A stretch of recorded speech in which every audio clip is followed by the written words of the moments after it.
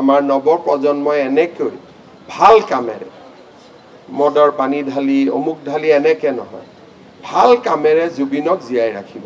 নাহৰ ফুলেৰে বননি কৰিব, ৰক্তদান কৰিব।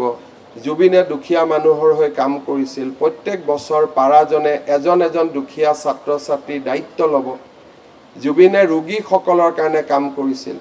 প্ৰত্যেকজন চাকৰি কৰা মানুহে সিদ্ধান্ত ল'ব পাৰে যে মই এজন কেঞ্চাৰ পেচেণ্টৰ কাৰণে মই কেমোথেৰাপি ড'জ কিনি দিম। জুবিনক ভাল কামেৰে জীয়াই ৰাখিব লাগে। মই ভাবোঁ যে জুবিনক আমি বহুত ভাল কামেৰে জুবিনক অনন্ত দিনলৈ আমি অসমত জীয়াই ৰাখিব পাৰোঁ। যিটো আৰম্ভ হৈছিলে সেইটো বন্ধ হ'ব লাগে, আৰু যিটো আমি আচলতে আৰম্ভ কৰিব লাগে তাক আমি আৰম্ভ কৰিব লাগে।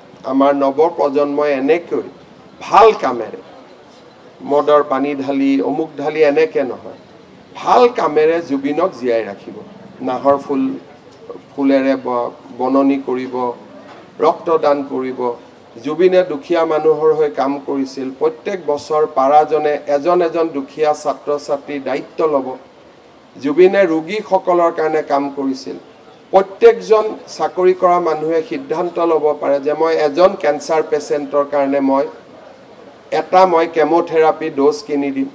জুবিনক ভাল কামেৰে জীয়াই ৰাখিব লাগে। মই ভাবোঁ যে জুবিনক আমি বহুত ভাল কামেৰে জুবিনক অনন্ত দিনলৈ আমি অসমত জীয়াই ৰাখিব পাৰোঁ। যিটো আৰম্ভ হৈছিলে সেইটো বন্ধ হ'ব লাগে,